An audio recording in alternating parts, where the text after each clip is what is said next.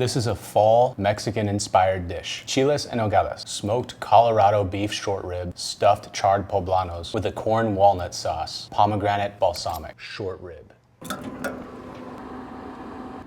Chile poblano.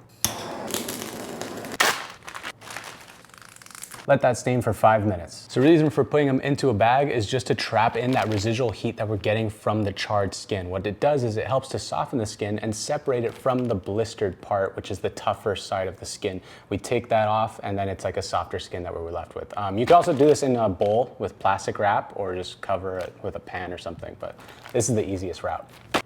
Corn, bowl, smaller bowl. Quick little tip whenever cutting corn, obviously the bowl helps to catch all of that, but as you can see, I've cut all the kernels off, take the back of my knife, and then just give it a little scrapey scrape all the way through. As you can see, I'm still getting some corn off of that, so that's just a good way to get the rest of your corn. Stalks and stock.